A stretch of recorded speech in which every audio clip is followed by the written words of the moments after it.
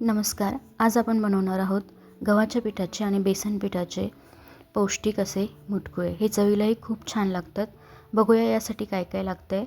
1 वाटी गव्हाचं पीठ, अर्धा वाटी बेसन पीठ, हिरव्या मिरच्या, आलं, बारीक चिरलेली कोथिंबीर, वाटणातही थोडी कोथिंबीर घालायची आहे, लसूण, जिरे, हे सगळं मिक्सरमध्ये बारीक करून घ्यायचं आहे. खूप बारीक नाही करायचं, थोडंसं पाणी टाकून आणि थोडं जाडसरच राहू द्यायचं. हे सगळं एकत्र करून पीठ मळून घ्यायचं आहे.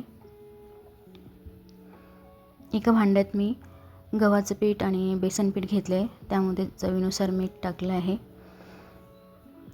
वाटण टाकून घेतलं आहे, थोडी बारीक चिरलेली कोथिंबीर आणि हळद घालून पीठ मळून घ्यायचं आहे. खूप पातळ नाही भिजवायचं, कडक असं पीठ भिजवून घ्यायचं, जेणेकरून आपल्याला मुटकुळे छान बनवता येतील.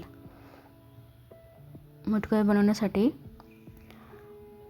थोडं पीठ टाकायचं, तेल नाही टाकायचं, पीठ टाकायचं आणि बारीक असे मुटकुळे बनवून घ्यायचे.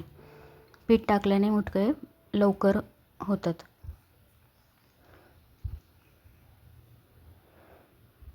तुम्हाला हवा तसा आकार आपण बनवून घेऊ शकतो.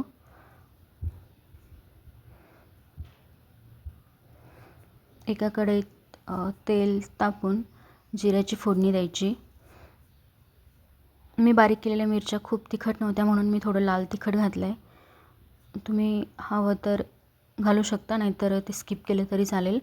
त्याच्यात फोडणीमध्ये पाणी घालून थोडी बारीक चिरलेली कोथिंबीर आणि मीठ टाकून द्यायचं. आता हे असे मुटकुळे आपण बारीक करून घेतले आहेत.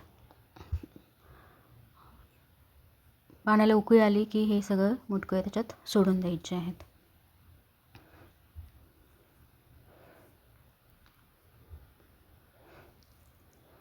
त्याच्यावर झाकण ठेवून द्यायचं.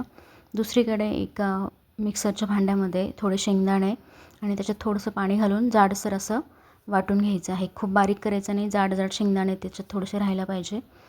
हे सगळं वाटण आता आपण थोडे मुटकुळे शिजले का त्याच्यात टाकून द्यायचं. परत एकदा झाकून ठेवायचं. तर याप्रमाणे छान असे मुटकुळे तयार झाले.